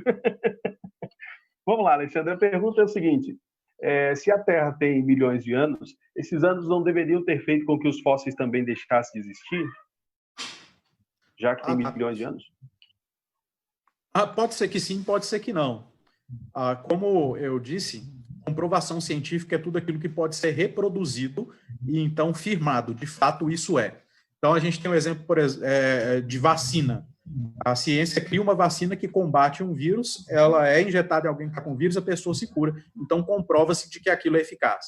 Agora, a gente não consegue uma máquina, a gente não consegue um tipo de químico que retroceda algo milhões de anos ou que avance ele milhões de anos de idade. Então, é uma pergunta dentro daquilo que nem a ciência consegue comprovar.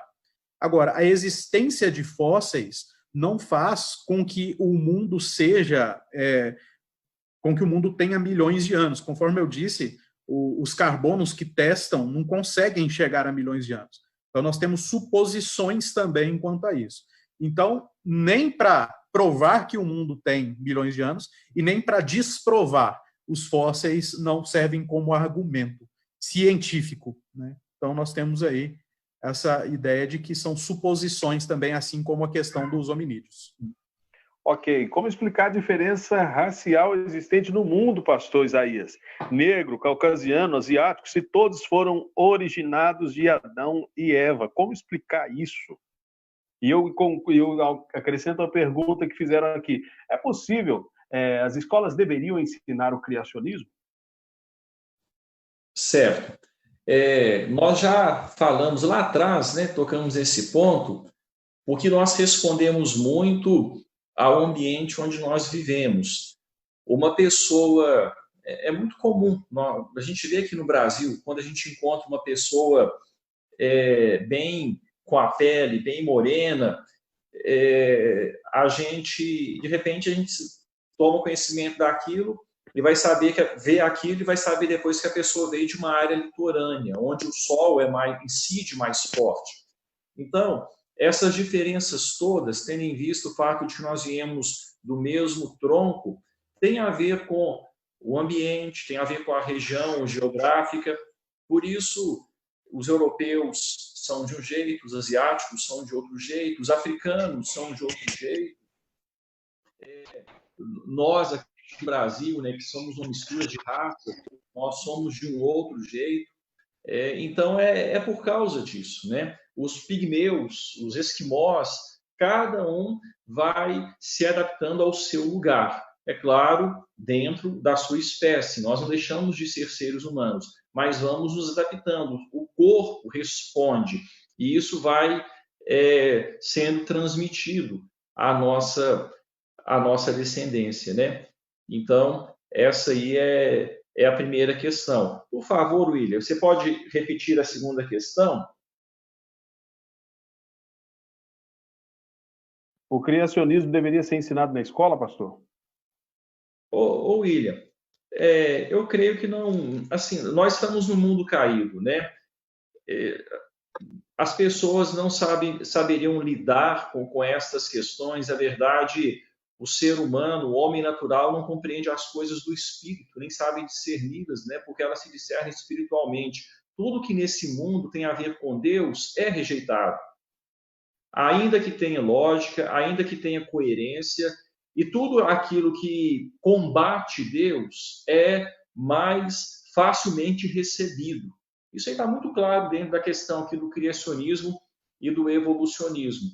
O evolucionismo é cheio de pontos falhos, é uma filosofia, não é uma ciência. Isso aí está bem claro, está muito claro.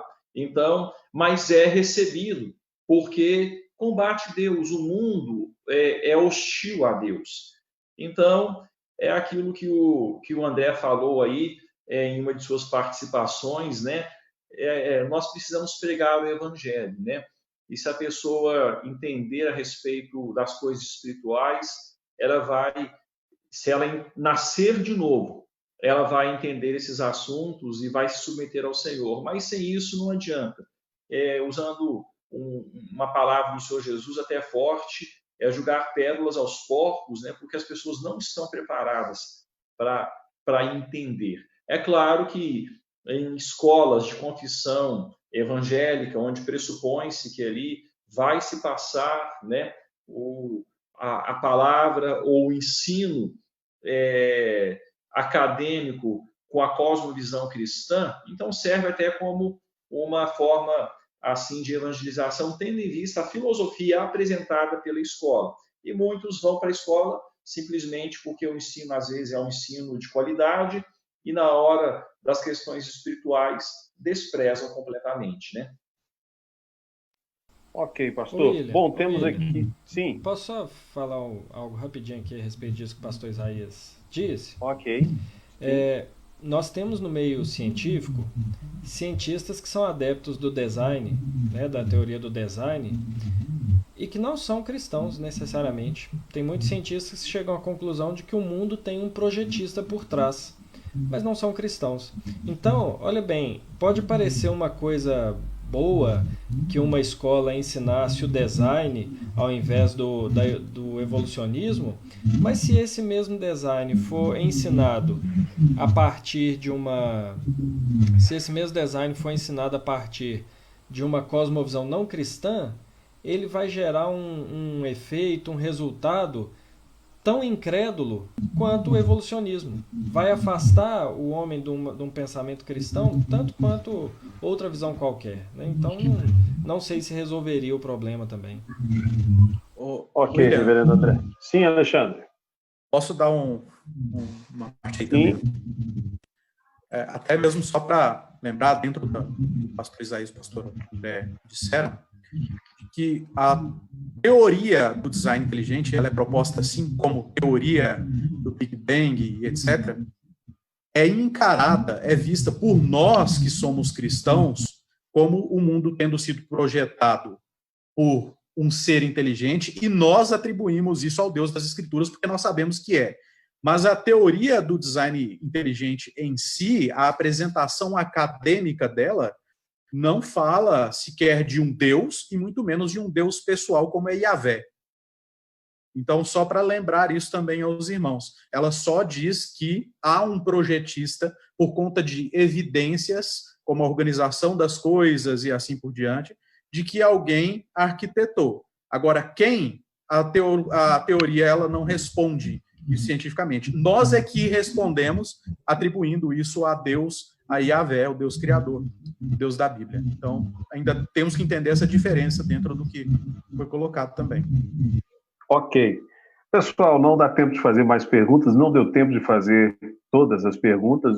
Como eu disse, muitas foram contempladas em algum momento dentro do comentário dos debatedores, mas para encerrar eu gostaria de deixar aberta a oportunidade. Se você, olha, William, tem uma pergunta que ainda não foi feita. Se ela não foi feita, você pode levantar sua mão aí, que nós vamos ver daqui, e vamos, por favor, falar seu nome e você vai poder fazer a pergunta. Vamos lá, deixa eu ver quem aqui. Israel, pode ligar o microfone, Israel.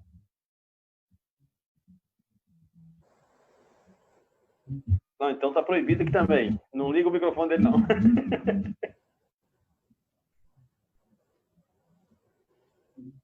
Ixi.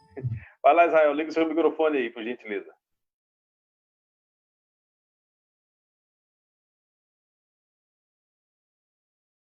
Liga aí, Israel.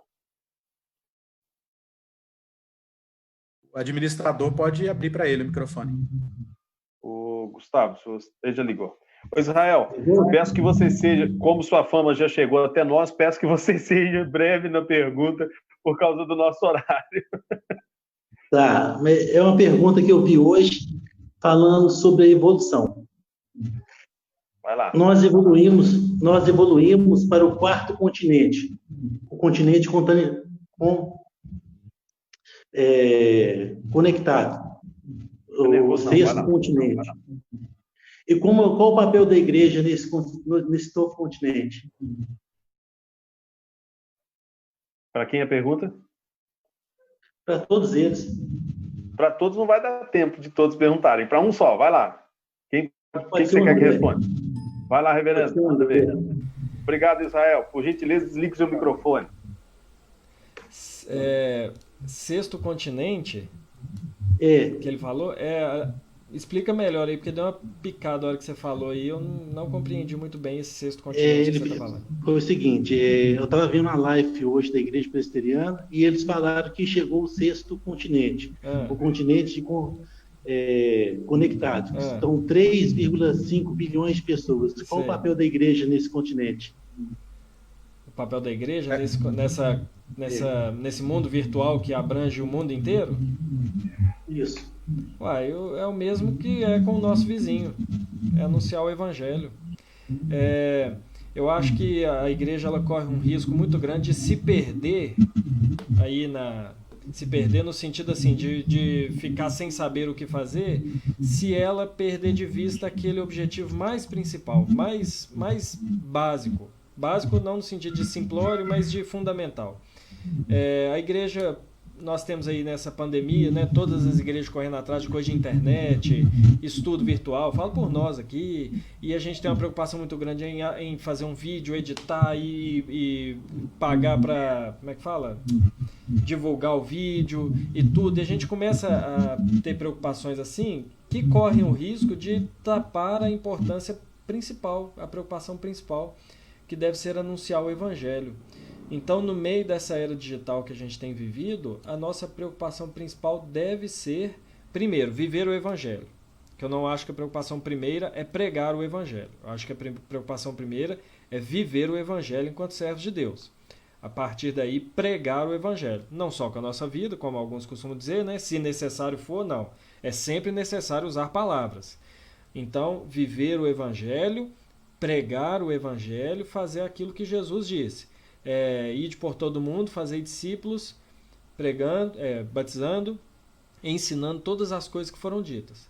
Então eu acho que o papel da igreja nessa era digital continua a mesma de Paulo, que não tinha nada de digital. É anunciar Jesus Cristo, Filho de Deus, como o único Salvador e único Redentor. E que sem fé em Jesus Cristo o homem está condenado à eternidade no inferno. Eu acho que o papel é usar os meios que temos hoje, é claro, a gente não precisa andar só a cavalo para fazer isso, mas é usar os meios para isso e não para outras coisas. Ok, reverendo, seria ótimo poder andar a cavalo para poder fazer isso. Seria unir duas coisas boas. Pois é, verdade. O Denis mandou aqui, faz a minha pergunta aí. Tá bom, Alexandre, responde para ele rapidamente. Não poderíamos resumir que a ciência secular, que se opõe a Deus, com os textos de Eclesiastes 8:17, 7:13 e 11:5, o homem ímpio em busca por entender tudo se nega a se render a Deus. Resumindo, sim. Ok. Poderíamos pensar isso sim. Ok, irmãos, chegamos ao fim do nosso debate. Alguém mais levantou a mão aí? Não vi. Não, né? Não. Confere aí para mim, Alan, e vê rapidinho se tem alguém com a mão levantada aí. Acho que não. Ok, vamos terminando então o nosso debate. Eu quero agradecer ao reverendo Isaías pela presença, meu reverendo preferido. Deus abençoe, pastor. Obrigado pela presença aqui, viu? Eu estou começando a acreditar no João Marcos, hein? João Marcos disse que abria seu armário, tem uma foto do pastor Isaías lá, eu tô achando que tem. Rapaz, pastor Isaías é uma mente brilhante. Eu te agradeço, Deus abençoe a todos, né? E eu quero encerrar aqui com Apocalipse 4, versículo 11. O texto fala que o Senhor é digno de receber glória, honra, poder, porque Ele criou todas as coisas, por causa da vontade dEle, vieram a existir e foram criadas. A criação deve nos levar à adoração. Ok, obrigado, pastor. Reverendo André Ruela, Deus abençoe, querido, pela presença, obrigado. Amém, muito obrigado. Eu que agradeço o convite aí de estar debatendo com o pastor Isaías, com o Alexandre e os irmãos aí participando. Já que o pastor Isaías encerrou o contexto, eu gostaria de lembrar de um também, Romanos capítulo 11, 33 a 36, que o homem ele se acha tão sábio, né? Mas Paulo vai lembrar as palavras, vai dizer, né? Lembrar do Antigo Testamento, quando Isaías diz, né? Quem conheceu a mente do Senhor? Quem aconselhou Deus em alguma coisa? Quem pode, de fato, conceder alguma coisa a Deus para que Ele venha restituir? Tudo vem dEle, tudo é para Ele e tudo é para a glória dEle. O mundo não foi criado para nós. As coisas não devem ser respondidas a nós como se nós tivéssemos que saber todas as coisas. Tanto as nossas afirmações quanto as nossas dúvidas, elas são para a glória de Deus e que permaneça assim. Ok, seminarista Alexandre Augusto, obrigado pela presença, bom rever você aqui. Muito obrigado, Deus abençoe. Eu que agradeço, a alegria foi minha, muito bom ver os irmãos aí. Eu estou em São Paulo, acabo não tendo tanto contato pessoal com a maioria dos irmãos, alguns eu ainda nem conhecia. Foi de fato uma alegria, agradeço o convite, me sinto honrado de fazer parte disso com o pastor Isaías, pastor André, dois pastores que eu também admiro muito, mas eu admiro mais o pastor André porque ele é meu tutor, né? Então eu tenho que até falar isso aqui também, você me entende bem aí, né, William?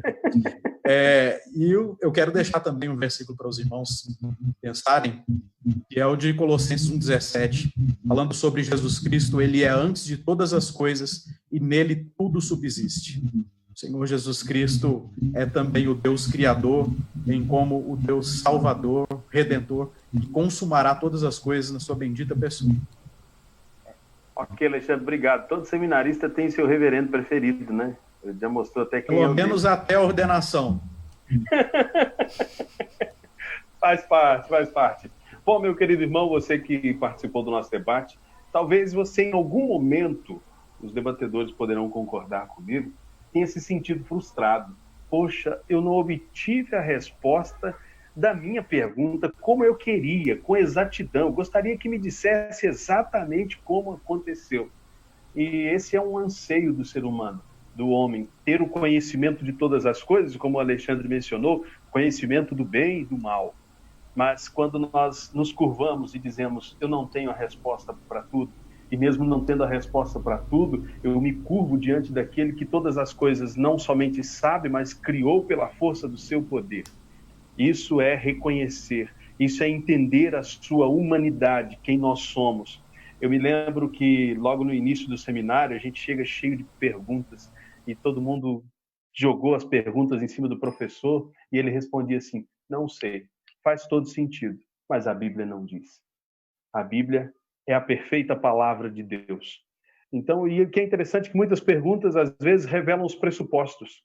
Às vezes nós temos o pressuposto de que a ciência é infalível. Então agora vamos nos virar para explicar biblicamente isso. Não, o pressuposto correto é a palavra de Deus é perfeita, infalível, inerrante.